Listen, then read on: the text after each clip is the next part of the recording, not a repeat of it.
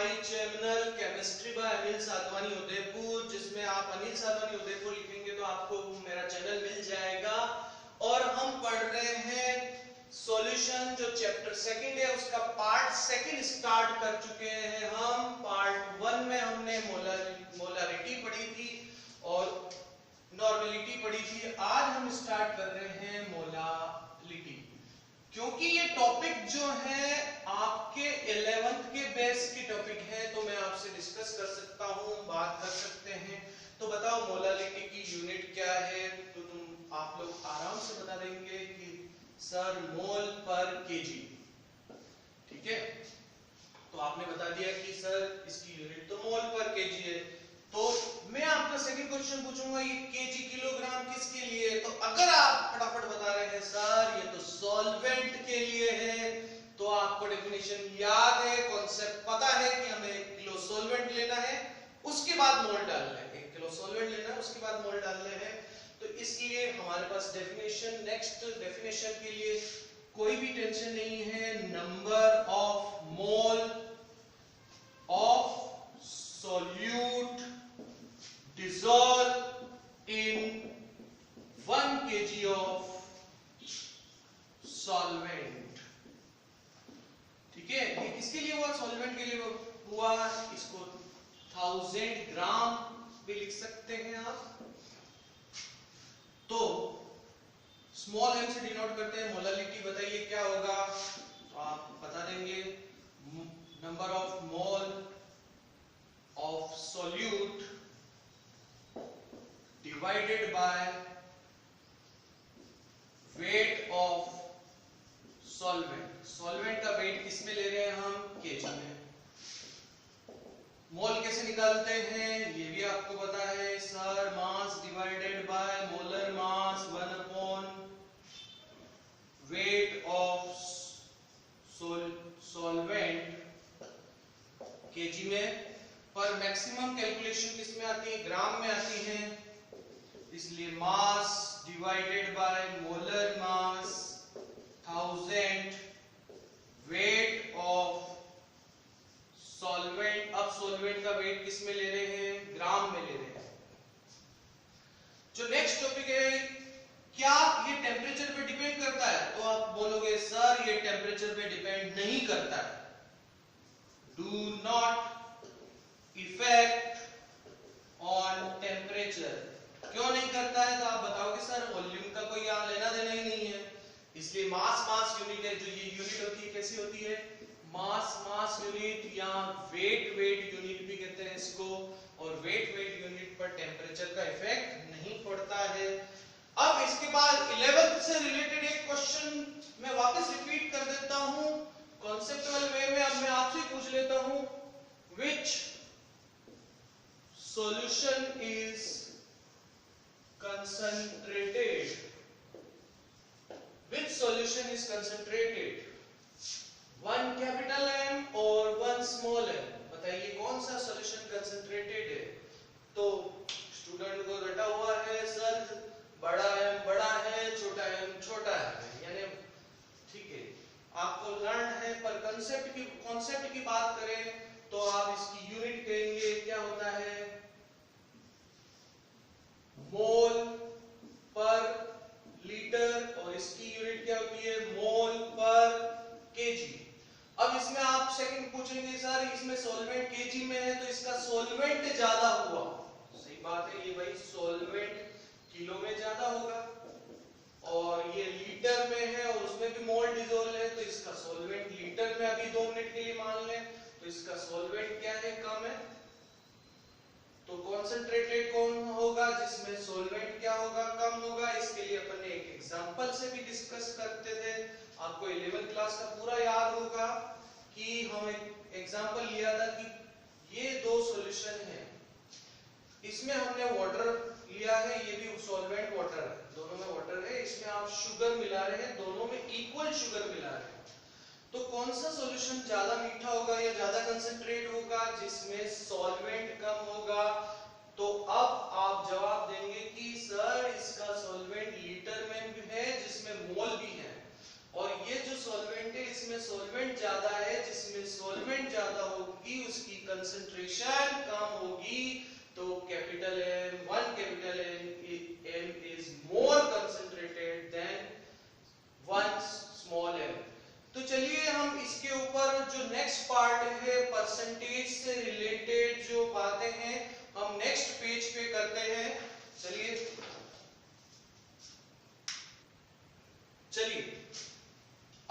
लेते हैं mass percentage. क्या ले रहे हैं हम? Mass percentage. मास परसेंटेज भी रिलेटेड 11 में पढ़ चुके हैं। Mass of solute divided by mass of solution into 100। ठीक है, इसको हम ऐसे डिनोट करते थे WB WA plus WB into 100। ठीक है, इसके बाद आपका जो नेक्स्ट पॉइंट आता है ये आता है PPM। इसको आप बताइए क्या बोलते हैं? पार्ट पर मिलियन। और मिलियन का मतलब होता है 10 की पावर 6। तो चेंज क्या हो जाएगा यहाँ पे? 10 की पावर 6 हो जाएगा बस। Mass of solute divided by mass of solution। Solution का मास सोल्यूट सॉल्वेंट मिला के यहाँ क्या आ जाएगा? 10 पावर 6। हमने 10 पावर 6 क्यों कर दिया? ये मिलियन में हो गया इसलिए 10 पावर 6 कर दिया। इसी तरह से अब इसका थोड़ा सा कॉन्सेप्चुअल बात करते हैं कि जैसे 15 ppm बहुत छोटे पार्ट में होता है, कंसंट्रेशन बहुत कम कंसंट्रेशन में ppm यूज की जाती है। जैसे क्लोरीनेटेड वाटर हमारे घरों में आता है, ध्यान होगा कि हमारे वाटर जो आता है क्लोरीनेटेड वाटर आता है। मैं आपको एक्सप्लेन भी कर देता हूँ। ये जैसे वाटर है, टैप वाटर है मेरे पास, टैप वाटर में क्लोरीन के परसेंटेज होते हैं। अब ये जो क्लोरीन होता है वो बैक्टीरिया को किल करने के काम आता है, पर ये जो क्लोरीन या ब्लीचिंग पाउडर के फॉर्म में जब अपन वो लोग डालते हैं तो बहुत ppm के फॉर्म में डालते हैं, क्योंकि ज्यादा क्लोरीन हमारे शरीर के लिए हार्मफुल होता है। तो ppm का मतलब हमें पता होना चाहिए। जैसे 15 ppm का मतलब क्या हुआ कि 15 ग्राम, अगर मैं 15 ppm क्लोरोफॉर्म लेता हूं, इसका मतलब क्या हुआ? 15 gram chloroform in 10 power 6 gram of solution. तो आप समझ सकते हैं कि कितना छोटा पार्ट होगा ppm। इससे भी एक छोटा पार्ट कई बार यूज करना पड़ता है केमिकली फॉर्मेशन के लिए, जिसको हम कहते हैं ppb, पार्ट पर बिलियन कहते हैं, जिसका मतलब बिलियन मतलब 9। तो इसका मतलब होता है मास ऑफ, ऊपर क्या आ जाएगा?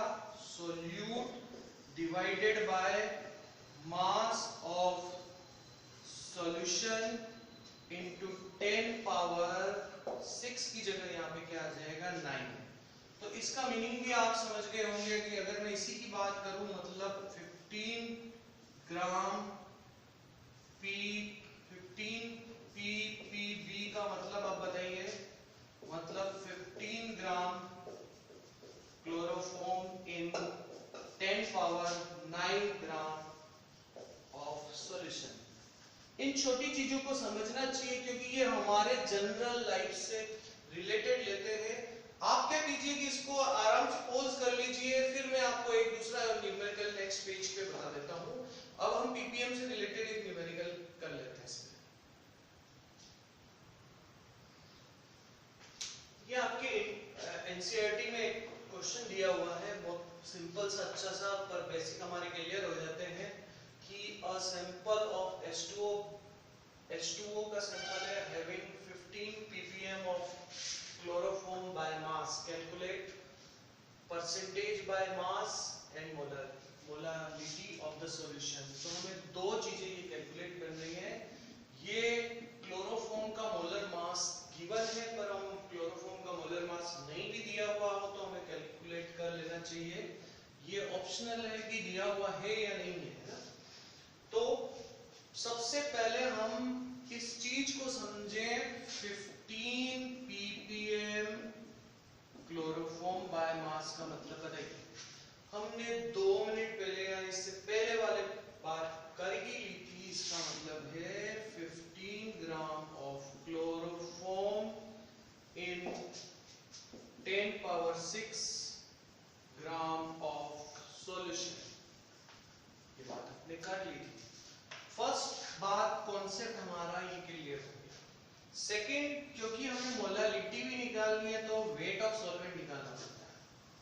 वेट ऑफ सॉल्वेंट, तो वेट ऑफ सॉल्वेंट कैसे निकालेंगे?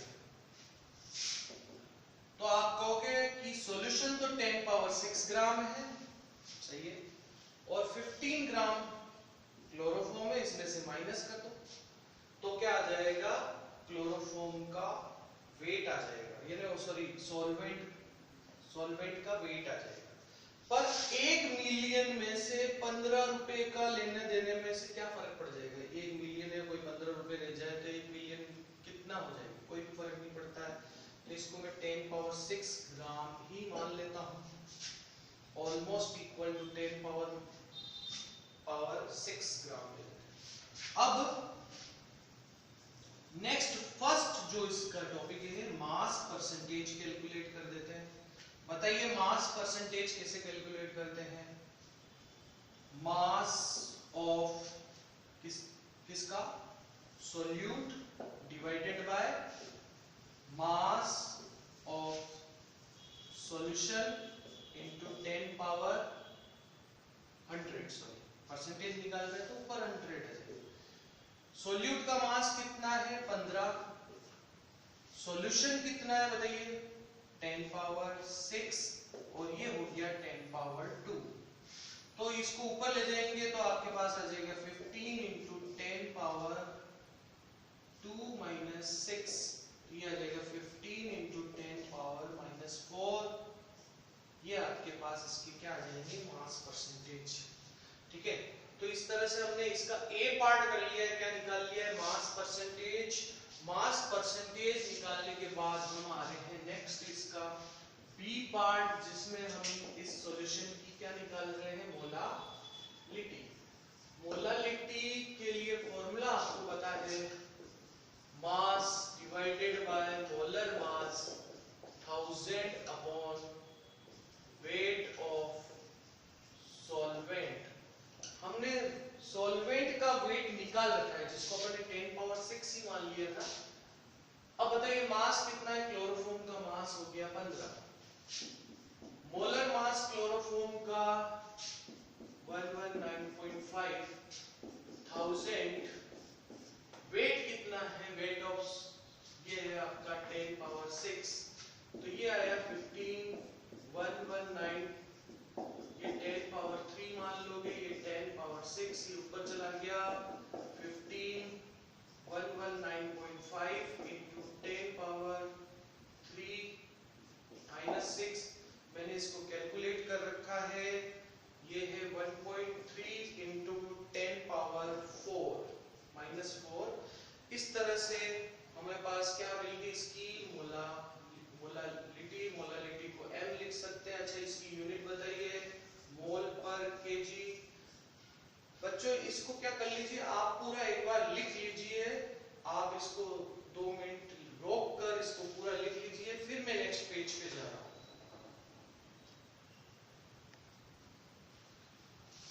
देखिए अभी तक जो पढ़ा उसमें मैं 2 न्यूमेरिकल बताऊंगा, जिसमें आपकी मैक्सिमम कॉन्सेप्ट क्लियर हो जाएंगे कि if the solubility product of cuprous sulfide is 6 into 10 power minus 16, calculate the maximum molarity। अब solubility product 11 से रिलेटेड टॉपिक है। solubility product क्या होता है? तो कहोगे सर ये तो KSP होता है। बिल्कुल सही है। KSP से आप KSP और S के बीच में रिलेशन जानते हैं? हाँ सर बहुत अच्छे से जानते हैं। बताइए सोल क्या है? S क्या होता है सर? ये तो सर सोलिबिलिटी है। तो बहुत अच्छा, क्या होती है इसकी यूनिट? मोल पर लीटर। ठीक है, तो मैंने आपसे पहले क्वेश्चन पूछा सोलिबिलिटी प्रोडक्ट क्या है, तो आपने कहा सर KSP होता है। और क्या KSP और S निकाल सकते हैं? हाँ, इन दोनों के बीच में रिलेशन होता है। S क्या होता है? सॉल्युबिलिटी, और इसकी यूनिट क्या होती है? मोल पर लीटर। अगर आपको मोल पर लीटर आ गया तो इसका मतलब क्या हो गया? मोलारिटी पता पड़ गई, क्योंकि जितना डिसॉल्व होगा वो उसकी मैक्सिमम मोलारिटी होगी। तो आप एक चीज ध्यान रखिए, जितनी ज्यादा जो सॉल्युबिलिटी होगी वो मैक्सिमम मोलारिटी के बराबर होगी। तो सॉल्युबिलिटी निकाल ली आपने, तो इसका फॉर्मूला क्या है, तो एक बार मैं आपको वापस याद करा देता हूं। इसका फॉर्मूला क्या था, S is equal to KSP, x की पावर x, y की power y, 1 upon x plus y। तो हम इससे सॉल्युबिलिटी निकाल लेते हैं। अगर अपने पास KSP है तो KSP ये दिया हुआ है, इससे आप सॉल्युबिलिटी निकाल लेंगे। वापस याद कर लीजिए, बहुत 2 मिनट में याद हो जाएगा। S is equal to KSP, x की पावर x, y की power y, 1 upon x plus y। KSP x की पावर x, y की power y, 1 upon x plus y। तो अब अपन सॉल्युबिलिटी निकाल रहे हैं इसकी। तो देखिए, तो ये आया 6 × 10 पावर -16। अब x क्या होता है, y क्या होता है, जैसे क्यूप्रस सल्फाइड में एग्जांपल दूं तो ये x इसका 1 है और y भी कितना है, 1 है। मैं एक एग्जांपल और भी दे देता हूं आपको समझाने के लिए। जैसे मेरे पास मान लो आर्सेनिक सल्फाइड है, तो इसके x की वैल्यू कितनी हो जाएगी, 2, और y की वैल्यू कितनी हो जाएगी, 3। तो उसके अकॉर्डिंग यहाँ पे हम वैल्यू पुट कर देते हैं। तो यहाँ पे अब 1 आ रहा है, तो 1 की पावर 1 इंटू 1 की पावर 1 डिवाइडेड बाय 1 प्लस 1, यानी 6 इंटू 10 पावर -16, 1 अपॉन 2 मतलब root under root 6 into 10 power -16। ठीक है, तो ये आ जाएगा s अंडर रूट 6 निकाल लीजिएगा, और इसलिए आ जाएगा 10 पावर -8। ये क्या आ गया, मोल पर लीटर, और यही इक्वल होगा मोलारिटी के। ठीक है, तो इसमें कॉन्सेप्ट की बात करें तो आपको सॉल्युबिलिटी प्रोडक्ट पता होना चाहिए, सॉल्युबिलिटी प्रोडक्ट और सॉल्युबिलिटी में रिलेशन, और आपको ये पता होना चाहिए कि सॉल्युबिलिटी जो होती है मैक्सिमम मोलारिटी के बराबर होती है। दोनों की यूनिट एक ही होती है, मोल पर लीटर होती है। एक छोटा सा न्यूमेरिकल जो कि 11th बेस भी है, एक क्वेश्चन एनसीईआरटी में 2.5 वाला वो ले लेते हैं। ये पूरे सारे जो कॉन्सेप्ट अभी अपन पढ़ रहे थे दो लेक्चर के, उस सारी बातों को क्लियर कर देगा। इसमें molarity, molality, molarity, mole fraction KI का निकालना है, परसेंटेज बाय मास गिवन है। अब आपको मोलर मास गिवन है, लेकिन पोटेशियम का एटॉमिक नंबर बताओ तो 39 है, एटॉमिक मास 39 है। आयोडीन का एटॉमिक मास कितना होता है, 127, दोनों को ऐड करेंगे तो कितना आ जाएगा, 166। ये KI का मोलर मास है, मोलर मास KI का गिवन है। ये अच्छी बात है कि हमारे को इस कैलकुलेशन पे जाना नहीं पड़ेगा। अब परसेंटेज बाय मास का मतलब क्या है, 20% KI का मीनिंग अब यहाँ क्या होगा, 20 gram of KI in 100 gram of solution. तो सॉल्यूशन कितना है आपके पास, 100 ग्राम है। ये बहुत अच्छी बात है, ये बात आपको समझ में आ गई, तो कॉन्सेप्ट आपका समझ में आने लग गया है। अब हम क्या वेट ऑफ सॉल्वेंट निकाल सकते हैं, यहां से निकाल सकते हैं। 100 में से माइनस कर दो 20 को, कितना आया, 80 ग्राम। अब आप मोलारिटी को बहुत आराम से निकाल देंगे। हमारे पास मोलारिटी के लिए डायरेक्ट फॉर्मूला भी लगा सकते हैं, percentage into density into 10 divided by molar मास करके। परसेंटेज कितना है, 20, ठीक है, इनटू डेंसिटी 1.2 गिवन है, और 10 इसका मोलर मास आपके पास 166 है। मैंने इसको कैलकुलेट कर रखा है, और इसकी वैल्यू आ रही है आपकी 1.4 मोल पर लीटर। ठीक है, तो हम कैलकुलेशन पार्ट ये सिंपल सा, इसके कैलकुलेशन में टाइम वेस्ट नहीं करने वाले हैं। इसके बाद जो ले रहे हैं, हम ले सकते हैं मोलालिटी। मोलालिटी निकालने के लिए क्या है formula, mass divided by molar mass 1000 upon weight of solvent, किसमें, ग्राम में। ग्राम के लिए अक्सर फॉर्मूला ग्राम के लिए आएगा। ठीक है, तो आप मास कितना है, 20 ग्राम KI का, मोलर मास 166 है, 1000। वेट ऑफ सॉल्वेंट अपन ने निकाल रखा है, कितना है इससे आप कैलकुलेट करेंगे तो ये आ रहा है 1.5 मोल पर केजी। अब आप इन दोनों के रिलेशन का भी यूज कर सकते हैं, आपकी इच्छा है तो कर सकते हैं कि एक हमारे पास एक फॉर्मूला और भी है कि 1/m capital M is equal to D upon small m minus molar mass divided by 1000। इन दोनों इस रिलेशन से भी इसका कैलकुलेशन किया जा सकता है।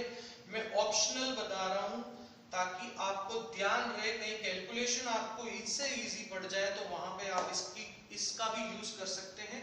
अब हमारा एक पार्ट इसका रह गया मोल फ्रैक्शन, पर इसको आप क्या कर दीजिए, इसका स्क्रीनशॉट ले लीजिए, तो मैं इसका नेक्स्ट पार्ट मोल फ्रैक्शन क्या का निकाल लेते हैं।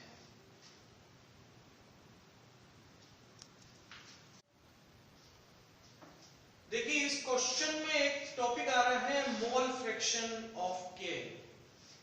ये 11th से रिलेटेड है मोल फ्रैक्शन, पर मैं आपको केवल इस पार्ट को मैं लास्ट में सोल्व करूंगा। पहले आपको मोल फ्रैक्शन को एक्सप्लेन कर जाता हूं कि मोल फ्रैक्शन क्या होता है, फिर उसके बाद एक और न्यूमेरिकल ले लेंगे, ठीक है। उसके बाद वीडियो को खत्म करेंगे ताकि हमारे सारे कॉन्सेप्ट यहां तक के जो बेसिक कॉन्सेप्ट है वो अच्छे से हो जाए, वो समझ में आ जाए। देखिए तो सबसे पहले मोल फ्रैक्शन, आपसे पूछा जाए मोल फ्रैक्शन क्या होता है, किससे डिनोट करते हैं, जानते हैं सर, इसको x से डिनोट करते हैं, ठीक है। यूं तो नहीं कह रहे हो सर टाइम खराब कर रहे हो, पुराना वापस पढ़ा रहे हो, पर ठीक है आपको सारा रिवाइज हो जाएगा। देखिए जो कम होता है वो क्या होता है, सोल्यूट होता है, जो ज्यादा होता है वो क्या होता है, सॉल्वेंट होता है। तो हम ले रहे हैं solute, mole number of solute, इसको मैं डिनोट कर रहा हूं NB से। यहां ले रहे हैं मोल नंबर ऑफ सॉल्वेंट, इसको मैं डिनोट कर रहा हूं Na से। Total mole number of solution क्या हो जाएगा, Na प्लस Nb हो जाएगा। टोटल ये हो गया, इन दोनों का टोटल सम कर लिया हमने, तो सॉल्यूशन के मोल नंबर हो जाएंगे। अब निकालना है आपको mole fraction of solute. Solute के मोल फ्रैक्शन को किससे डिनोट करते हैं, तो कहोगे B से XB से। कैसे निकालेंगे, उसके mole divided by total mole, यानी कि फॉर्मूला क्या होगा, mole number of solute divided by total mole number of solution, ठीक है। तो ये क्या हो जाएगा, NB upon Na plus NB। ये कॉन्सेप्ट आपको समझ में आ गया होगा, ठीक है। ये हो गया XB। इसी तरह से आप निकाल सकते हो mole fraction of solvent. Solvent का मोल फ्रैक्शन को हम XA से डिनोट करते हैं। ये कैसे निकालेंगे सर, कहोगे उसके मोल डिवाइडेड बाय टोटल मोल। अब मैं फॉर्मूला नहीं लिख रहा हूं, डायरेक्ट लेना, उसके mole divided by total mole, divided by total मोल, इस तरह से निकल जाएगा। अब जब आप देखेंगे XA प्लस XB करेंगे तो क्या आएगा, 1। मतलब सॉल्यूशन का टोटल मोल फ्रैक्शन क्या होता है, 1 होता है। मोल फ्रैक्शन की कोई यूनिट नहीं होती है, क्यों नहीं होती है, मोल से मोल क्या हो जाता है, कैंसिल हो जाता है। और इस तरह से एक क्वेश्चन आया हुआ है, XA plus XB plus XC plus XN तक एक दे रखा था कि इसका मोल फ्रैक्शन कितना होगा, तो सॉल्यूशन का मोल फ्रैक्शन हमेशा 1 होता है। तो मैं लिख ही देता हूं, total mole fraction of solution is always 1। इससे ऊपर फ्रैक्शन हो भी नहीं सकता है, ये मैथमेटिक्स पार्ट आप समझते हैं। अब हम इससे रिलेटेड जो क्वेश्चन आपका रह गया था उस पार्ट पे आते हैं। मैंने कौन से निकालते हैं मोल फ्रैक्शन, उससे रिलेटेड हम लेते हैं। देखिए कि KI का मोल फ्रैक्शन निकालना है तो मैं XKI ले लेता हूँ, ठीक है। तो XKI हो गया, तो मोल किसके लेंगे, KI के, डिवाइडेड बाय मोल किसके लेंगे, KI के, प्लस मोल किसके लेंगे, H2O के, वाटर। अब मोल निकालें। मोल KI का मतलब क्या है, mass divided by molar mass. Mass कितना है 20, मोलर मास कितना है 166, ये जानते हैं आप। अब हम वाटर से रिलेटेड बात कर लें। वाटर का मास कितना था, आपको पता है कि 80 रह गया था, 20 में से चला गया था 100 में से, तो 80 रह गया था, डिवाइडेड बाय 18। इन दोनों के हमारे पास क्या मिल गए, मोल मिल गए। हम इन मोल को यहाँ पर इनकी वैल्यू पुट करके निकाल लेंगे। जैसे x KI कैसे आएगा, 20 divided by 166, 20 divided by 166 plus 80 divided by 18। इस तरह से इसका जो मोल फ्रैक्शन आ रहा है वो आ रहा है 0.02। मैंने इसको पहले कैलकुलेट कर रखा है। क्या इसके पीछे यूनिट लगाऊं तो आप बोलोगे सर इसके पीछे एक यूनिट मत लगाना, क्योंकि इसकी कोई यूनिट नहीं होती है। मैं कंटिन्यू आपको एक क्वेश्चन और भी करवा देता हूं, मैं कंटिन्यू एक क्वेश्चन करवा देता हूं, आप एक साथ नोट्स बना लीजिएगा इसके, ठीक है।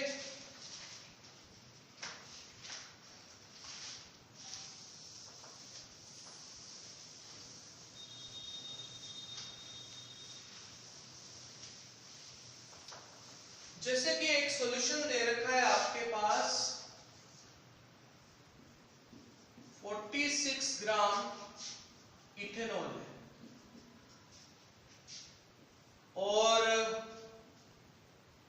36 ग्राम यहां पर वाटर है और लास्ट 17 ग्राम यहां पर अमोनिया है।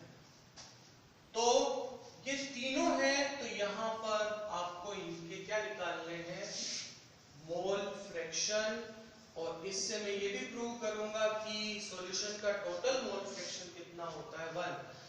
तो कॉन्सेप्ट की बात स्टार्ट करें कि जब क्वेश्चन आया मोल फ्रैक्शन, तो हम जब सोचना स्टार्ट करेंगे, वो कहां से सोचना स्टार्ट करेंगे, कि मोल से सोचना स्टार्ट करेंगे कि हमें मोल निकालना। तो मोल कैसे निकालते हैं बताओ, मास डिवाइडेड बाय मोलर मास। तो पहला काम स्टार्ट कर दीजिए, सबके मोल निकाल लेते हैं। मोल इथेनॉल, तो फॉर्मूला आपको एक बार मैं लिख देता हूं, mass divided by molar mass. Mass 46 है, मोलर मास भी इसका निकालेंगे तो 46 आएगा, तो ये क्या आया 1 मोल। इसी तरह से mole of H2O, mass divided by molar mass 36 divided by 18, ये कितना आ रहा है 2 मोल आ रहा है। और फिर निकाल रहे हैं अमोनिया के मोल। अमोनिया के मोल कैसे निकालोगे, 17 डिवाइडेड बाय इसका मोलर मास भी 17 है, 1 मोल। तो थर्ड स्टेप में टोटल मोल निकालोगे, कितने आ रहे हैं, ये आ रहे हैं 4 मोल आ रहे हैं, ठीक है। अब मुझे निकालना है मोल फ्रैक्शन ऑफ इथेनॉल, तो उसके मोल, ठीक है, इथेनॉल के मोल कितने 1 डिवाइडेड बाय टोटल मोल। ये क्या है अपने टोटल मोल ऑफ सॉल्यूशन, तो 1/4 मतलब पॉइंट कितना हुआ 25। इसके बाद आते हैं H2O के लिए, उसके मोल कितने हैं 2 और टोटल कितने हैं 2/4। इस तरह से आया 0.5 मिला हमें। इस तरह से आपने मोल निकाला किसका, अमोनिया का। अमोनिया के लिए कैसे रहेगा 1/4 मतलब 0.25, तो टोटल मोल सॉल्यूशन का कितना हो गया 1। तो इस तरह से हमने ये भी प्रूव कर दिया कि total mole fraction of solution is always 1। तो ये आपकी आज के कॉन्सेप्ट की बात थी, जो 11th और 12th का मिक्स करके जितने भी कॉन्सेप्ट थे वो मैंने बताए हैं। इसके बाद हम इससे रिलेटेड जो इम्पोर्टेंट क्वालिटेटिव प्रॉपर्टी या दूसरी बात है वो इस सॉल्यूशन में स्टार्ट करेंगे। Thank you very much. आज का लेक्चर अपन यहीं पे रख रहे हैं, ठीक है। Thank you very very much.